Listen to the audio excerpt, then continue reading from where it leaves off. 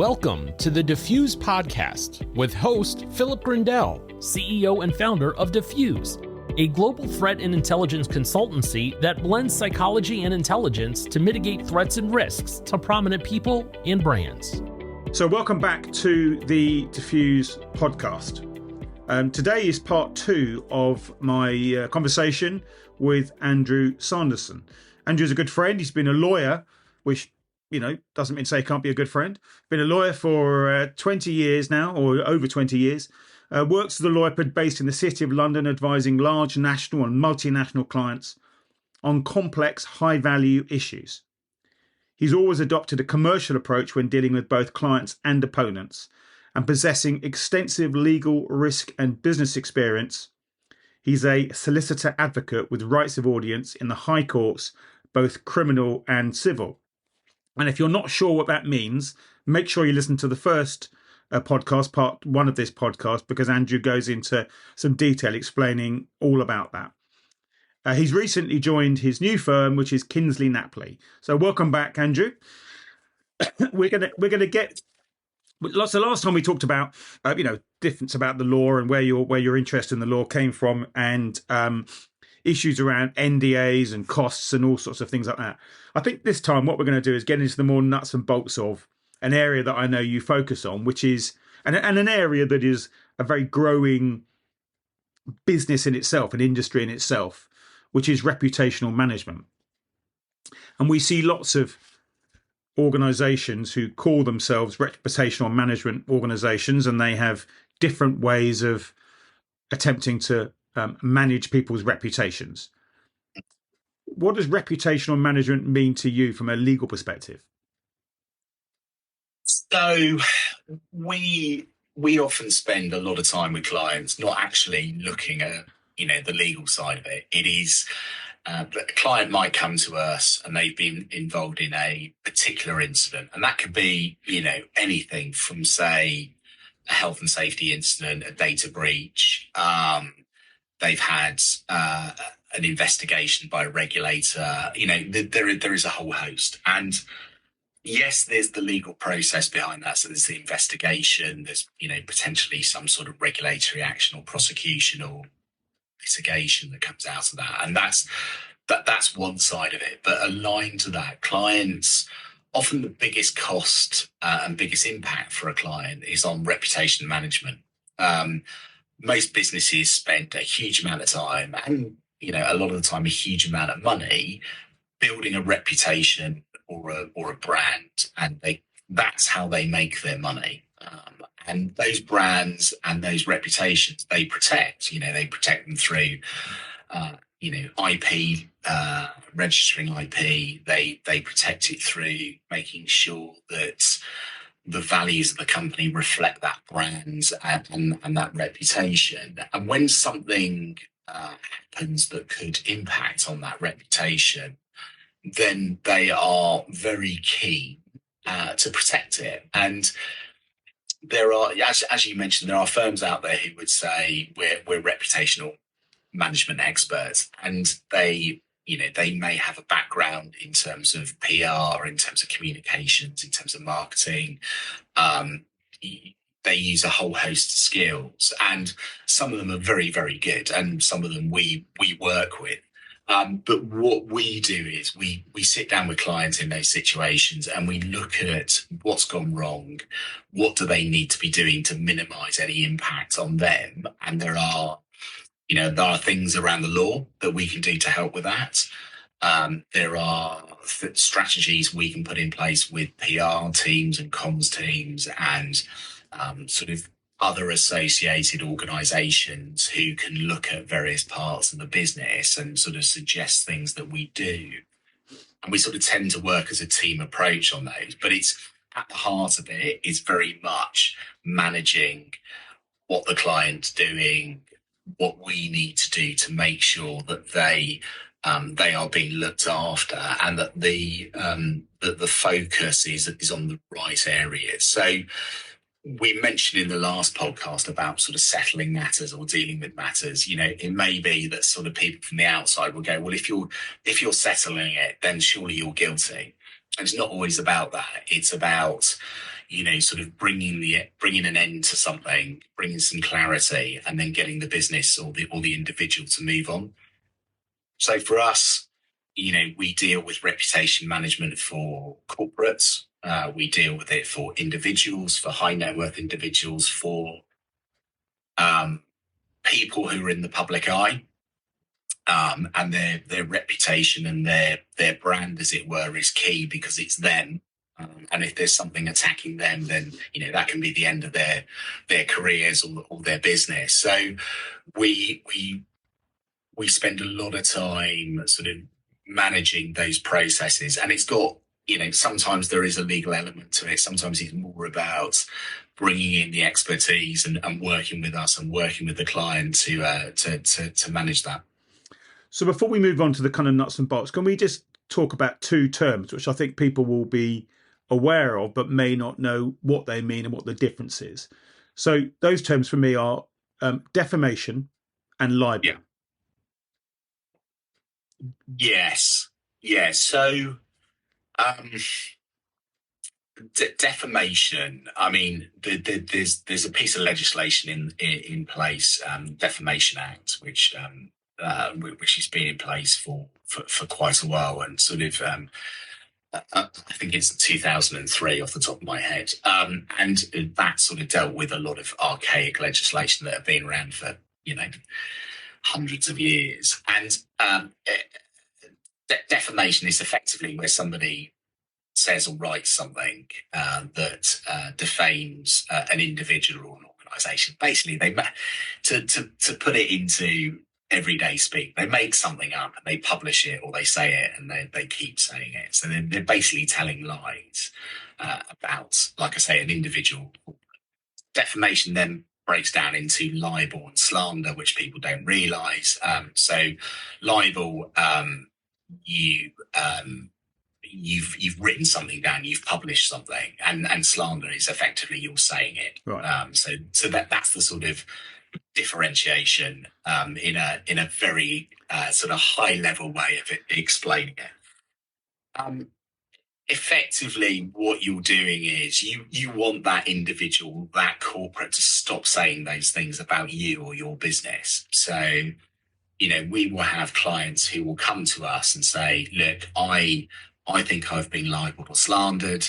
I want this to stop. And you look at it and, maybe they have, and there are occasions when it happens, and then maybe they haven't. But what the other party have said is sort of pretty close.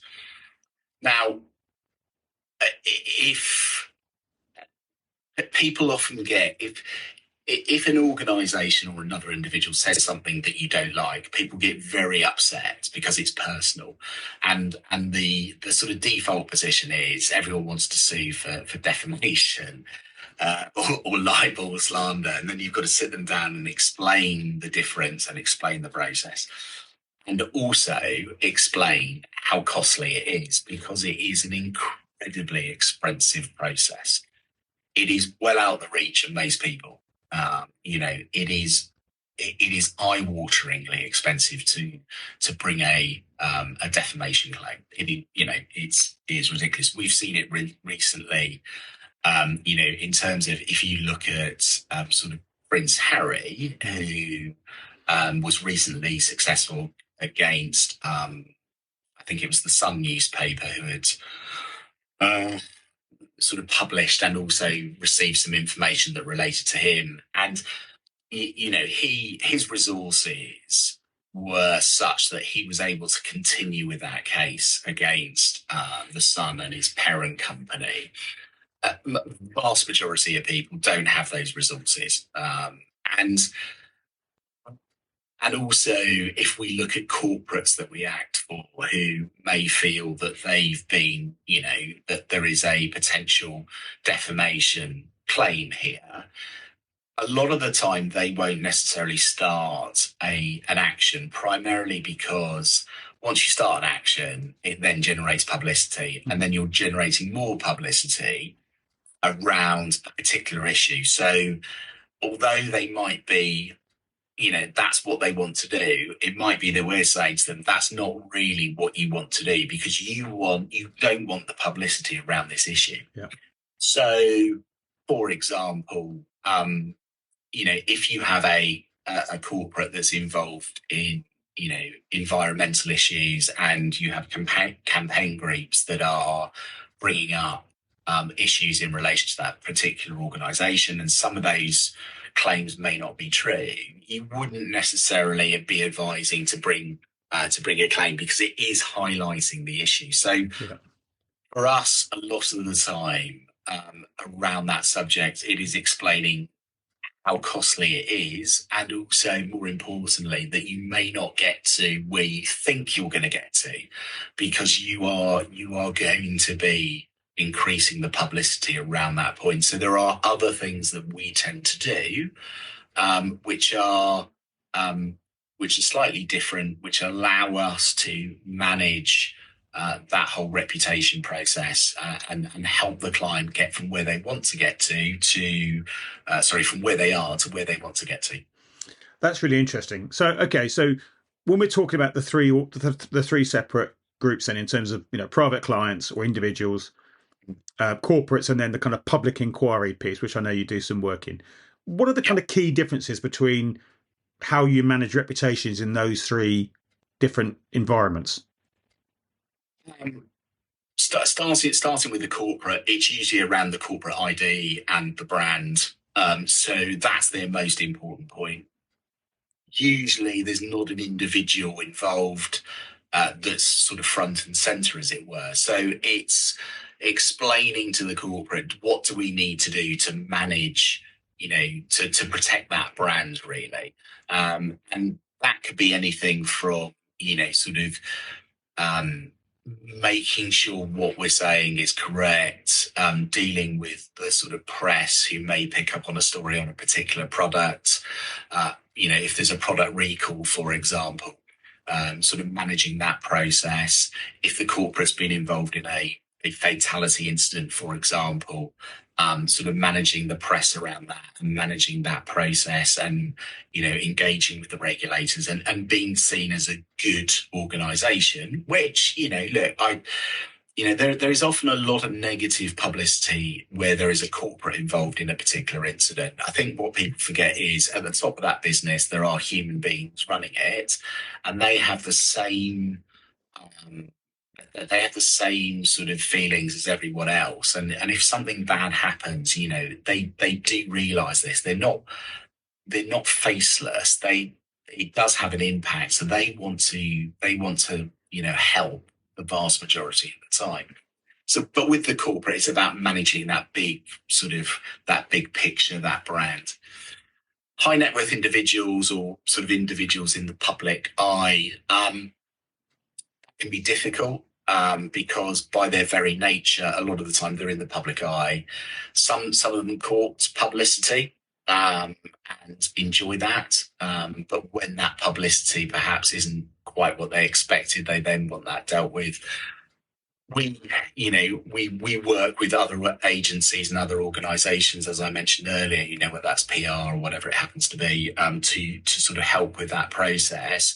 Sometimes it's about catching things early, and sort of helping deal with a settlement process. If they're involved in a piece of litigation, for example, sometimes the benefit is settling it early.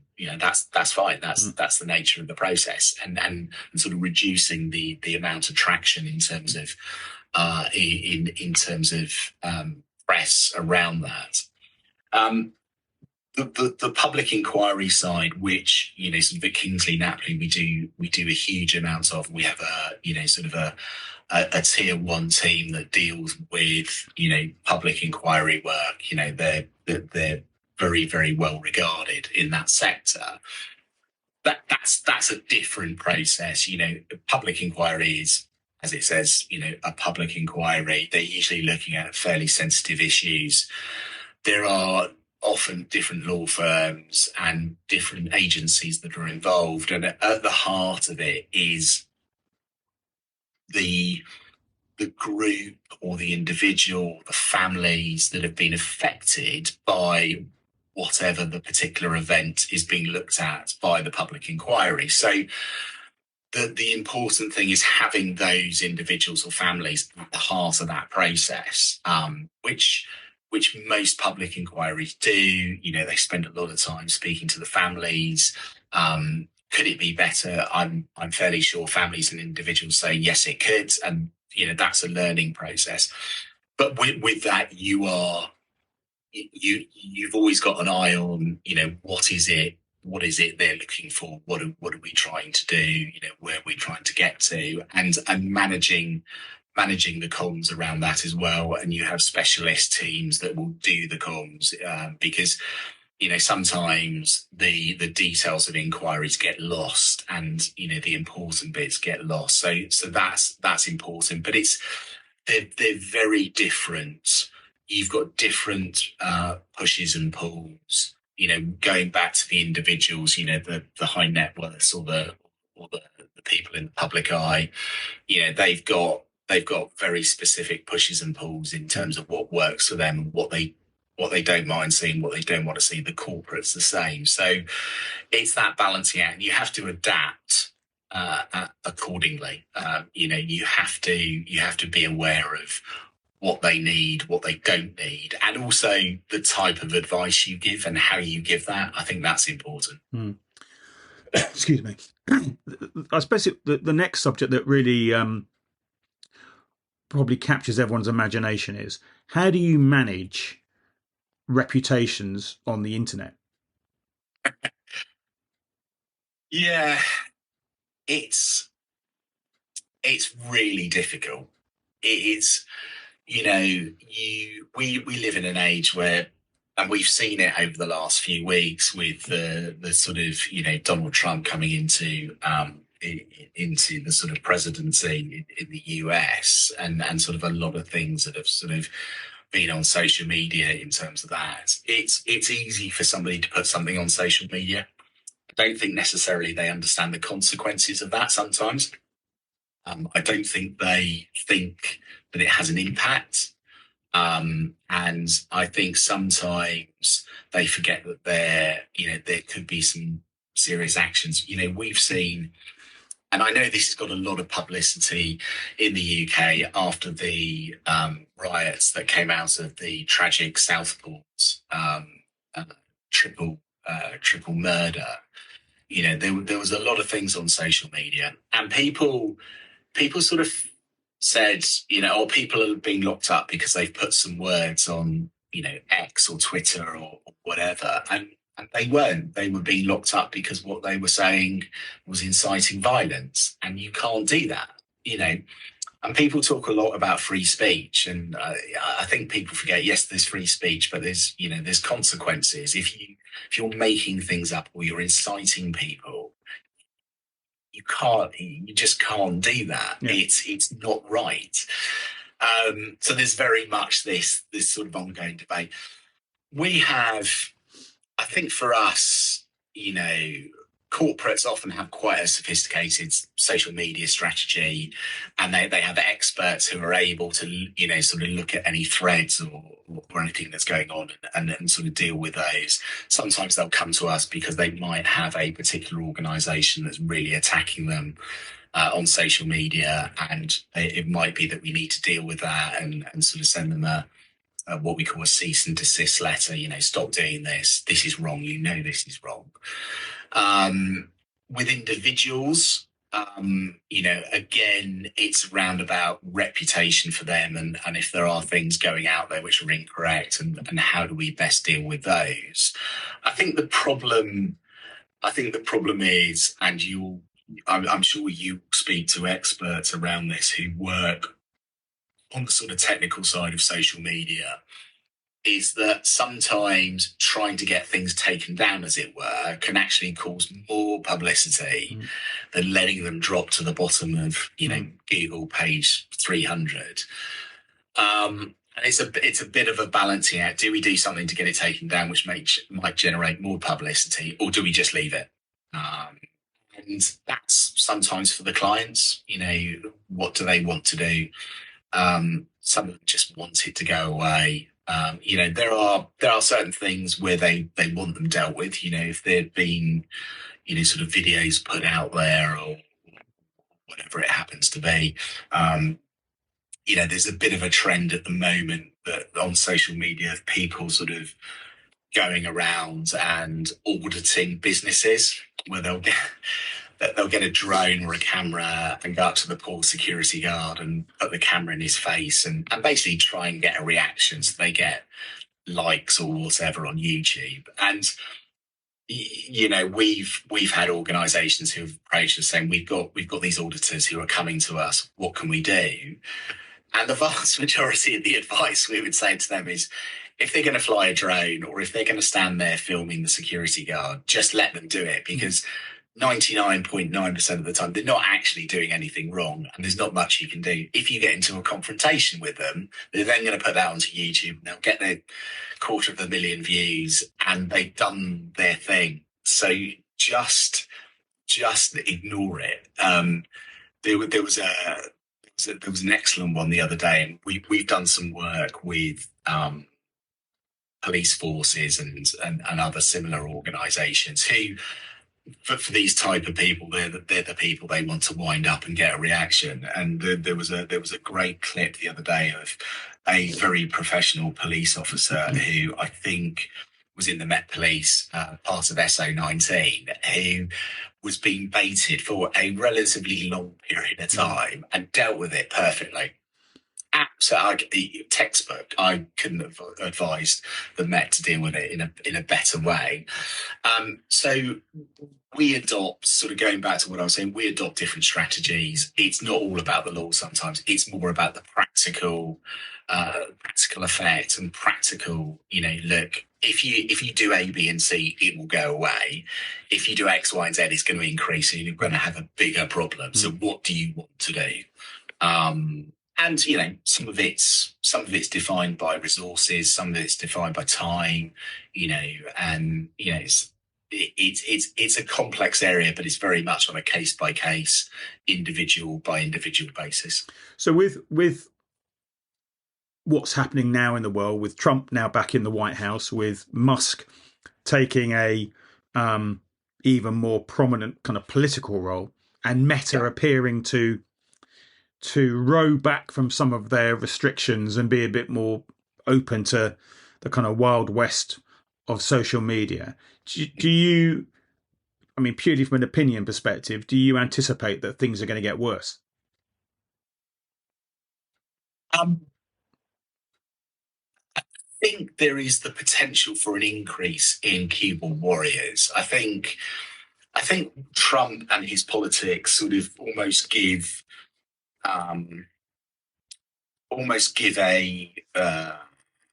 sort of legitimacy to some groups and some individuals with certain views, and they then almost think, well, I can post on X or Facebook and it's fine because President Trump says it's fine. And here in the UK, we've seen that as well. And I think what you see is a lot of people who hide behind a screen and put online a lot of stuff that's incorrect. The Southport attack, there was so much disinformation. It was unbelievable. And one of the big things, and I sort of struggled with this, was around the fact that people felt that there was a cover-up because the police were not giving out huge amounts of information, which I thought, A, was unfair on the police, because I think they gave out, Merseyside police were giving out as much information as they possibly could, but also the Crown Prosecution Service, who were sat in the background, said, there's things we can't comment on because this is an active case, an active investigation, and there's going to be a prosecution. Now, people say, that's rubbish, we need to hear all this. And that's great, but what they don't realise, the consequence of that is if information's put out there prior to any trial, that could mean that trial fails and that individual goes free because of things that have been said. And there would be absolute uproar. So I think people just don't understand why things are done. And maybe that's a comms thing. maybe that is the police actually saying, look, the reason we can't tell you about this is because, and explaining it a bit more. And I'm not being critical of the police there at all. Also, I think there's a bit of personal responsibility, right? If you put something nasty, I was always said this: if you write something in an email or a letter, if that were to then be published on the front page of the Times or the Sun or the Mirror or whichever particular newspaper the following day, would you be happy with that? The answer is yes. Then either the letter's fine or you've got a particularly thick skin, whichever it happens to be. If the answer's no, then you shouldn't be writing it. I think we have a situation where, like I say, there's a lot of keyboard warriors and they don't see a consequence because they don't see the individual. And attacking an individual online is easy. But we've seen a lot of situations where it's had an impact and had quite a severe impact on individuals. So I think also, unfortunately, we're going to see more of it. And I think what we'll also see more of is attacks on the legal system here in England and Wales, certainly, probably from the US, probably from Musk, about sort of people getting locked up for writing on X. And it's more nuanced than that, I think. Yeah, I think it's a cultural shift as well. I mean, I've worked on high-profile murder inquiries where we were, clearly limiting what was being published, partly because there's always things we restricted because only the killers would know certain things. And there was never there was a bit of shenanigans around what we were releasing, but nowhere near what we're seeing these days. And I think that's a kind of cultural shift around conspiracy theorists and expectations and all that sort of nonsense. But yeah. But listen, Andrew, really, really interesting. Both sessions. If people want to get hold of you, where would they find you? How do they get hold of you? So as you sort of mentioned at the top, I'm a partner at Kingsley Napley. We're based in London. My email address is asanderson@kingsleynapley.co.uk. You can put us into Google. We're a tier 1 firm. People know us. We've got a superb reputation, which I'm not gonna claim because I've only been at the firm for a very short period of time. But I have some amazing colleagues who are based there, who are leaders in their sector. So if people want to get in contact, put Kingsley Napley into Google and we'll come up. And if you want to reach out to me, be more than delighted to have a conversation. Okay, well, we'll obviously share all your details on the podcast. But for now, Andrew, thank you so much. It's been as insightful as I knew it would be, and I think some really, really interesting information there. So thank you so much for sharing that. Thanks, Phil. Much appreciated. Brilliant. Thank you for listening to the Diffuse podcast with host Philip Grindell, CEO and founder of Diffuse. Please rate, review, and subscribe on your favorite podcasting platforms.